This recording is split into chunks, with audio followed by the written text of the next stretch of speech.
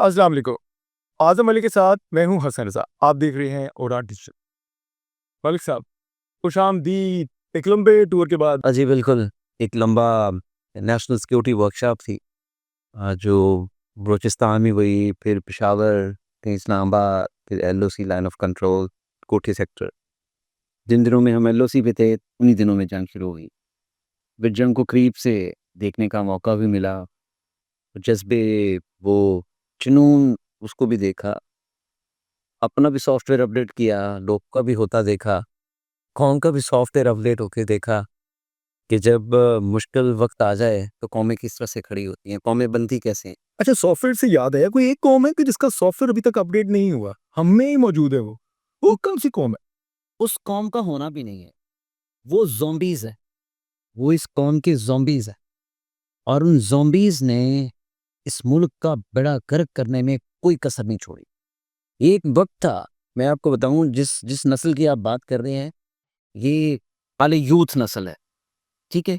ये जो यूथिया नस्ल है ना, मतलब sorry to to that a bad word in social media, but ये जो कौमी यूथ है, यूथियंस जो हैं, जिनको जेनजीज बोला जाता है या ज़ॉम्बीज़ बोला जाता है, एक अजीबुल खिलकत नस्ल इस पाकिस्तान पे पाई जाती है, जो गुलामी की हद तक एक शख्स के पैरोकार हैं।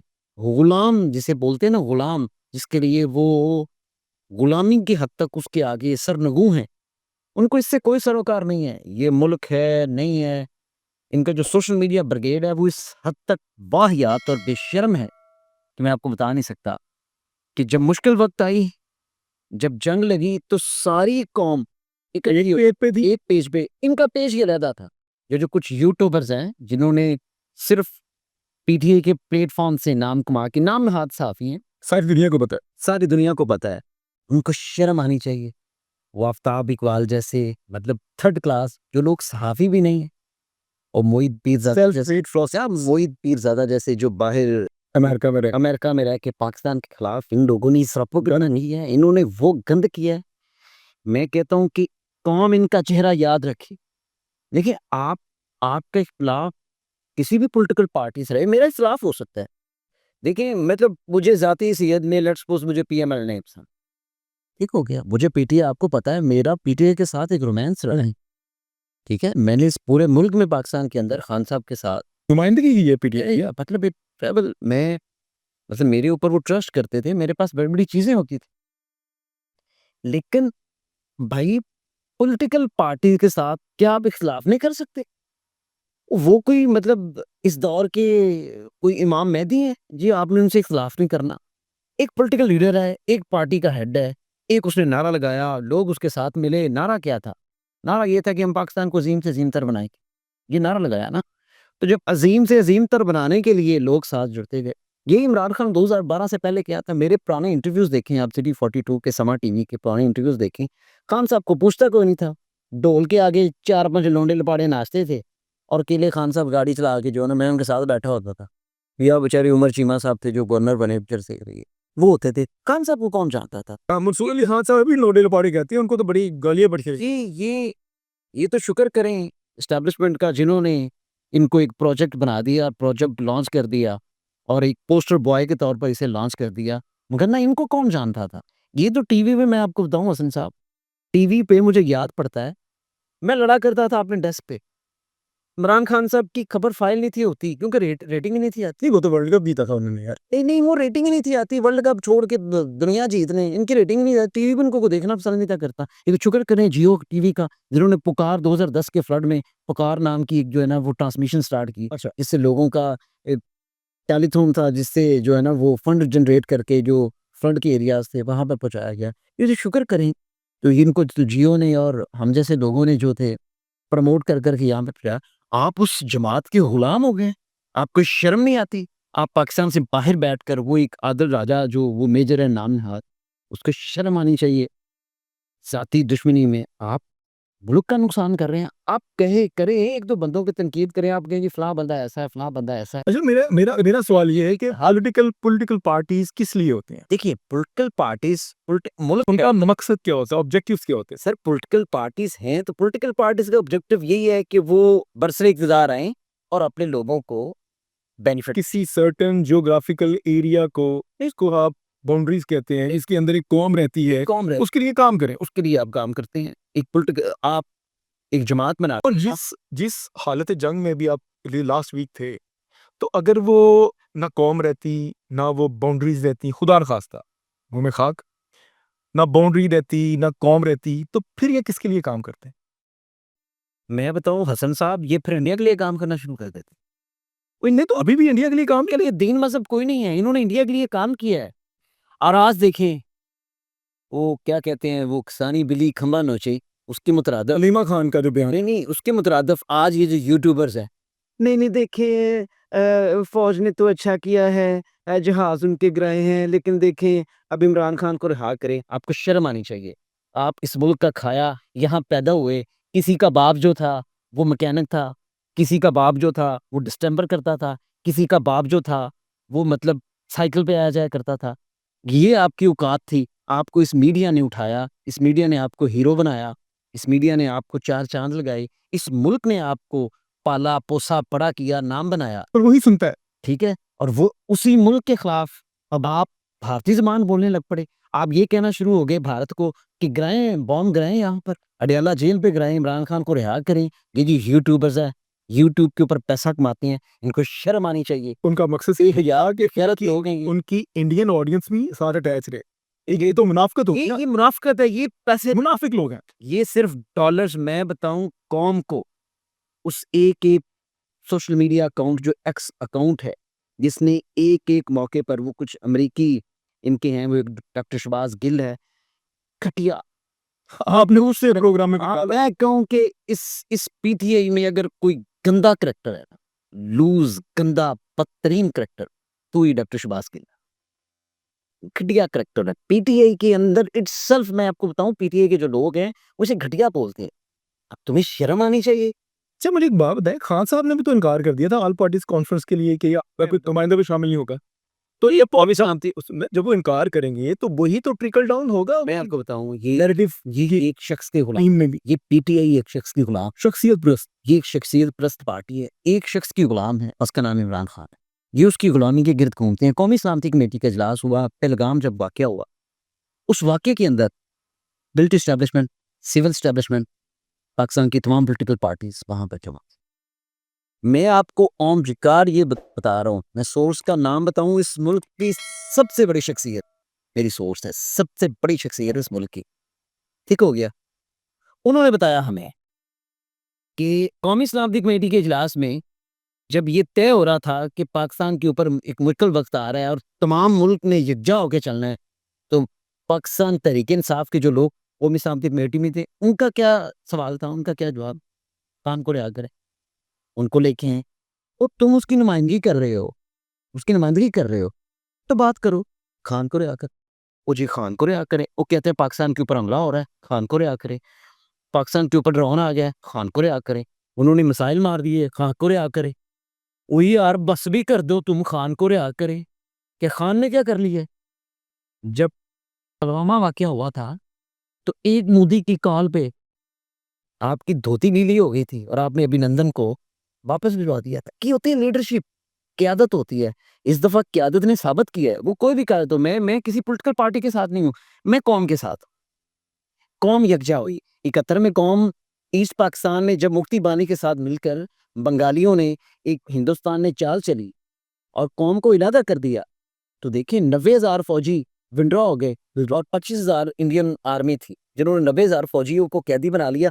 कौम लड़ती है, मुफ्ती बानी देखिए इस दफा कौम साथ मिली है। उस बगैर तो शर्म करो, तुम भी साथ मिल जाते। यूट्यूबर्स, तुम्हें पाकिस्तान ने इज्जत दी। मैं भी गया हूँ, मेरी भी आर्मी चीफ से मुलाकात, मैं नहीं कहता हूँ कि नहीं, आर्मी चीफ से मुलाकात हुई, 3.5 घंटे जनरल सैयद आसिम मुनीर से मुलाकात हुई, मेरी 10 कोर के कमांडर से मुलाकात हुई, मेरी 11 कोर कमांडर से मुलाकात, 12 कोर कमांडर से मुलाकात, मेरी 6 लेफ्टिनेंट जनरल से कोर कमांडर से मुलाकात नहीं हुई। इस जंगी सूरत हाल में हमने हमने कहा जो भी इख्तिलाफ है, जो भी इख्तिलाफ है उसको बाद में देखेंगे। फिलहाल कौम के ऊपर कड़ा वक्त है, भाई के ऊपर कड़ा वक्त हो, आप मेरे भाई हैं, आपके ऊपर कड़ा वक्त हो, तो मैं कहूँ वो तुमने तब मुझे 500 रुपया देने से पहले वो दो, कड़े वक्त में तो साथ खड़े हो जाओ।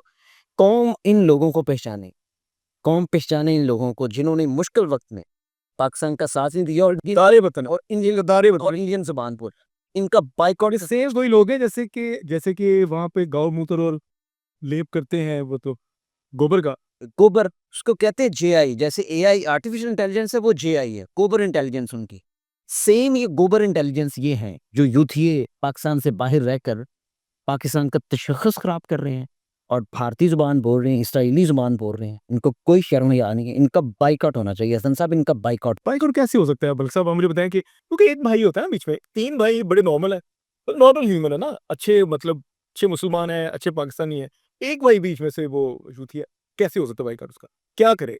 अब मसला ये है कि अगर इदारे उस पे कुछ ना कुछ फोर्सफुली करते हैं उसके साथ, तो 3 भाइयों को तो खड़ा होना पड़ेगा, नहीं हमारा भाई लेके। तो प्रॉब्लम तो ये है कि ये ट्रेनिंग इस किस्म की हो चुकी हुई है कि ये एक अजीब मैं मैं आपको बताता हूँ, हम बात फिर अगली नेक्स्ट सेगमेंट पे चलते हैं। आखिरी बात, कौमी सलामती कमेटी में जब इन्हें बुलाया गया तो उन्होंने कहा जी खान को रिहा करें। अब मैं आपको एक बड़ी अंदर की खबर बता रहा हूँ। इस मुल्क की जो टॉप लीडर्स लीडरशिप है, एस्टैब्लिशमेंट बोल रहे हैं, इस मुल्क के बड़े बोल रहे हैं, उन्होंने ये वाज़ेह अल्फाज में कह दिया कि खान साहब इस मुल्क के लिए यूजलेस है। मैं कौन सा वर्ड यूज कर रहा हूँ? यूजलेस। यूजलेस। खान साहब इररेलेवेंट है पाकिस्तान के लिए, पाकिस्तान के एस्टैब्लिशमेंट के लिए, और जो शख्स इररेलेवेंट है पाकिस्तान के लिए, एस्टैब्लिशमेंट के लिए, वो तमाम लोगों के लिए यूजलेस है।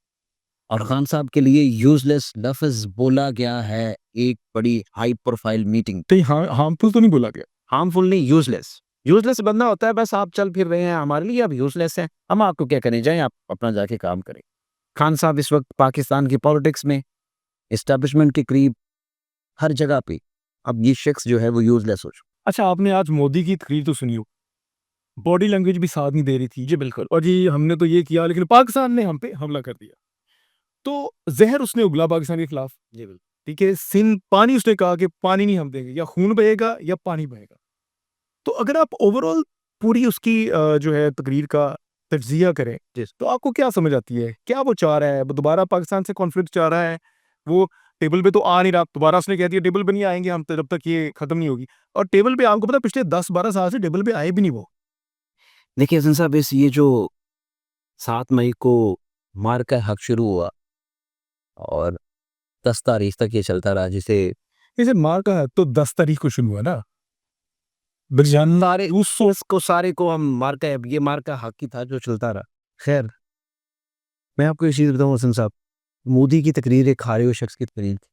उस तकरीर के अंदर उन्होंने कोई ऐसी चीज़ नहीं कही जो खित्ते में देरपा अमन के लिए उसको बुनियाद बनाकर आप आगे चलें। अब असल में मोदी साहब जो हैं वो इंडिया के अंदर अपनी क्रेडिबिलिटी लूज कर गए।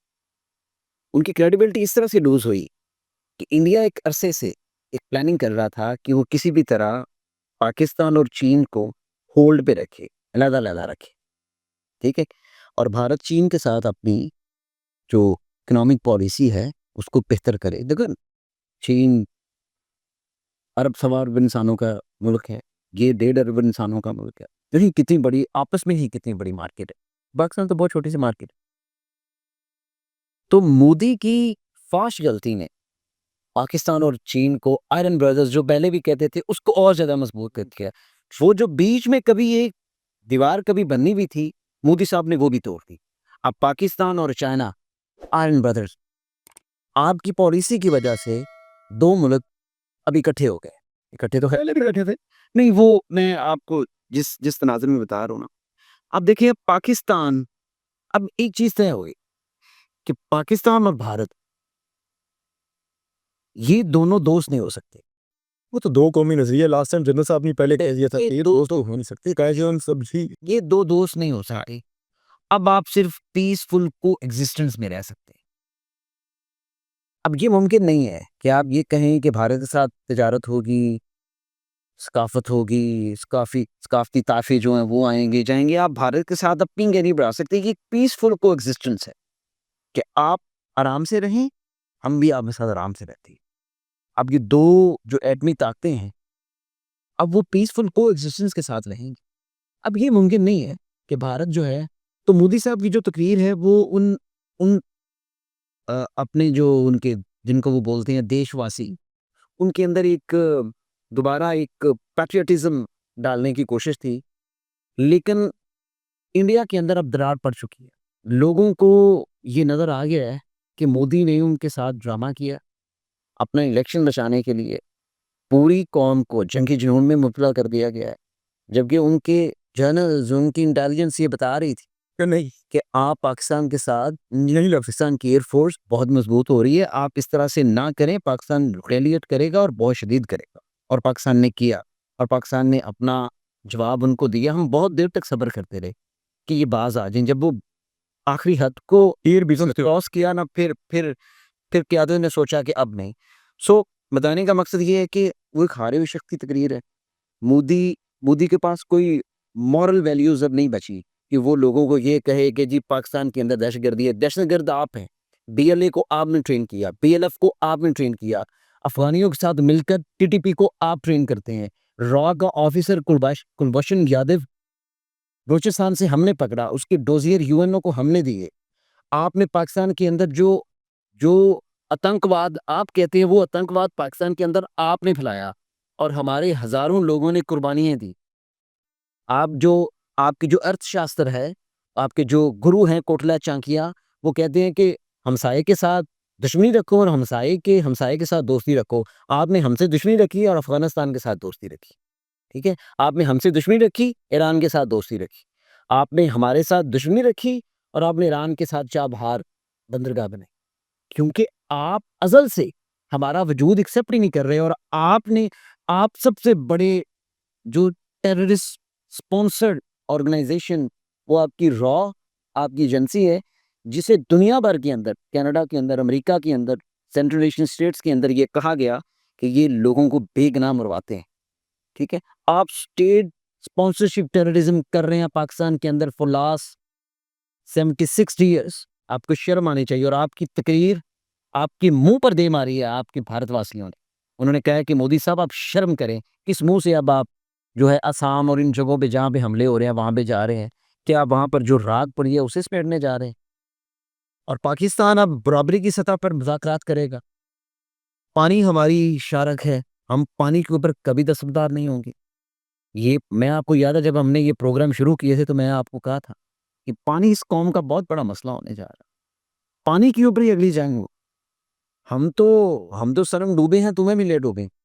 हमारा आपने पानी बंद किया तो ये पानी के साथ वाकई खून बहेगा। अच्छा साहब, आपने ठीक कहा है, इस पानी के साथ खून बहेगा और वो खून आपका होगा, हमारा नहीं होगा। जी। अच्छा, चाणक्य की जो फौजी हिकमत अमली है उस पे मोदी साहब उनकी जितनी भी फौज है उस पे काफ़ी गामजन है। जैसे कि उसने पाकिस्तान के साथ हालात ख़राब हैं, चाइना के साथ हालात ख़राब हैं, नीचे बांग्लादेश के साथ हराब ख़राब कर ली। तो चाणक्य के पीछे तो ये काफ़ी, अब चाणक्य एक ओल्ड एरा का इंसान है। अब new era is a coexistent era, ठीक है? जिसमें आप लोगों को सबको इकट्ठे रहना है। तो क्या आपको क्या लगता है फ्यूचर में कोई ऐसी लड़ाई होगी कि ये यूरोप में कन्वर्ट हो पाएँगे? जिस तरह यूरोप का माइंडसेट है, बॉर्डर खत्म, आप आगे पीछे आ जा सकते हैं सिर्फ एक कार्ड पे, ठीक है? और को-एग्जिस्टेंस की पॉलिसी पे वो आज से 100 साल से मतलब कायम है। लेकिन ये पाकिस्तान, भारत और चाइना, बांग्लादेश अब एक दूसरे को सब गालियाँ निकाले जा रहे हैं। अब सोशल मीडिया खोल लें, गालियों, गालियाँ, गालियाँ। साथ अफगानिस्तान भी वैसे ही। देखें, ये एक ब्लॉग जो है वो बेहतर ब्लॉग की तरफ जा सकता है। अब अगर इस जंग नहीं, इस संसार इस जंग के बाद जो इंडिया साथ दे। नहीं, इंडिया के साथ की ज़रूरत ही नहीं है। अब ये जो एक नया फिनोमेना इरप्ट हुआ है इस जंग के बाद, उसके अंदर आप चीन, पाकिस्तान, बांग्लादेश, श्रीलंका, नेपाल, भूटान, इसके साथ-साथ पाकिस्तान और अफ़गानिस्तान, रशिया और स्तान कंट्रीज़ के साथ मिलकर आप विदाउट इंडिया आप एक बड़ा मज़बूत ब्लॉक बना सकते हैं और इस ब्लॉक के साथ और ऊपर रशिया भी है। ऊपर रशिया भी है। मैं वही बता रहा हूँ, आप एक नए ब्लॉक की तरफ जा सकते हैं और ये ब्लॉक इस ब्लॉक के ऊपर काम हो रहा है, मैं बताऊँ। नहीं, लेकिन अफगानिस्तान को और इंडिया को बीच में से आप वो तो माइनस करना पड़ेगा क्योंकि नहीं, इंडिया बहुत ज़्यादा इन्वेस्टमेंट है ईरान में और अफगानिस्तान में। चले वो जो भी है, लेकिन वो है तो at the end of the day कलमा से है। हाँ, नहीं, लेकिन वो मैं उस ब्लॉक की बात कर रहा हूँ, जिस ब्लॉक के ऊपर अब वर्किंग स्टार्ट हुई है। ये वर्किंग जैसे मैंने पहले बताया, चीन, पाकिस्तान, बांग्लादेश, नेपाल, श्रीलंका, भूटान, रशिया और स्तान कंट्रीज़, एक ब्लॉक इसके ऊपर काम हो रहा है, ठीक है? एक करेंसी के लिए ये काम कर सकते हैं, अपनी ट्रेड को बेहतर कर सकते हैं। इंडिया चाहेगा तो ज्वाइन कर ले, नहीं चाहेगा तो इंडिया को किसने पूछना है? जाएँ आप, ठीक है, अमेरिका के साथ करें ट्रेड, जो होता है देखा जाएगा। अभी हाल ही में थोड़ी रूमर्स आ रही थी कि अमेरिकन C-130 जो है ना, वो इंडिया में लैंड किया है। तो माइट भी वो खुद को गैदर कर रहा है, रिजुनरेट कर रहा है और दोबारा से आपके साथ शायद कॉन्फ्लिक्ट में आए इंडिया। आपको क्या रूमर्स सही चलते हैं? नहीं देखिए कॉन्फ्लिक्ट में आने की क्या बात है, हमारा कॉन्फ्लिक्ट है, नज़र नहीं आ गया आपको कॉन्फ्लिक्ट? नहीं, कुछ साथ भी शिद्दत से इख्तियार कर जाए जिस तरह पिछले दिनों उसने शिद्दत। नहीं देखिए ये अब जो है वो जो पाकिस्तान ने अपनी एक बर्तरी एयरफोर्स की और फ़ौज पाकिस्तान ने अपनी जो बर्तरी वाज़ह की है, ये तमाशा तो पड़ा है। भारत कई सालों तक इसकी तपिश अपने मुँह पर महसूस करेगा और आने वाली नस्लों को ये बताएगा कि ये तमाचा कितना ज़ोरदार पड़ा है और भारत कोई नए हीले बहाने ढूँढेगा, कुछ स्टेट असल में भारत चाह क्या रहा? भारत ने आप मैं अब ये प्लान सुन लें। भारत का प्लान ये था बीएलए और बीएलएफ के साथ कि हम जब पाकिस्तान के ऊपर हमला करेंगे, तो आप बलूचिस्तान की तरफ से वेपन्स लेके तो पाकिस्तान के ऊपर हमला कर देंगे, बलूचिस्तान के अंदर। पाकिस्तान एक तरफ इंसर्जेंसी से निपटेगा, दूसरी तरफ हमारे साथ। तो उसके पास इतनी कैपेसिटी नहीं है कि वो जो उन बॉर्डर्स पर भी जो तफ्तान बॉर्डर और अफगानिस्तान बॉर्डर है जो है तालिबानी एंटर हुआ। और वहाँ से भी और यहाँ एक पाकिस्तान ने कमाल है, आपने देखा होगा उन दिनों में, जैसे ही पहलगाम वाक़या हुआ, तो अफ़गानिस्तान से किस कदर टेररिस्ट की पाकिस्तान और मैं कहता हूँ इस वाक़ये में जो वज़ारत दाखिला है और वफ़ाकी वज़ीर दाखिला हैं मोहसिन नकवी, उनका किरदार जो है, वो यकीनन दुनिया को बताना चाहिए। उन्होंने उन वाक़यात को, उनकी जो वज़ारत दाखिला इंटेलिजेंस बेस्ड सिस्टम जो उन्होंने लॉन्च किया था, ना सिर्फ़ उनको डिटेक्ट किया, बल्कि उनको एलिमिनेट मौके के ऊपर एलिमिनेट भी किया। और मैं आपको एक और चीज़ बताऊँ कि इस सारी जंगी सूरत-ए-हाल में वाक़ई ज़ेर दाखिला मोहसिन नकवी ने ये साबित किया कि वो एक नेशनल लीडर से बैनुल-अक़वामी लीडरशिप तक का उन्होंने सफ़र किया। पहले वो एमिरेट्स गए, बैकडोर डिप्लोमेसी भारत के साथ करने के लिए। फिर वो पाकिस्तान के अंदर अमरीकी सफ़ीर से 24 घंटों में 2-2 बार मुलाकातें और ये सारी जो मुलाकातें वो कर रहे थे, इन मुलाकातों का हदफ ये था कि पाकिस्तान और इंडिया सफ़ारती महाज़ पर एक-दूसरे के साथ बातचीत करें। लेकिन चूँकि उनकी ये जो सफ़ारतकारी थी यकीनन वो काम आई, लेकिन भारत को अकल तब आई जब उसको जूते पड़ गए। इतनी सी बात।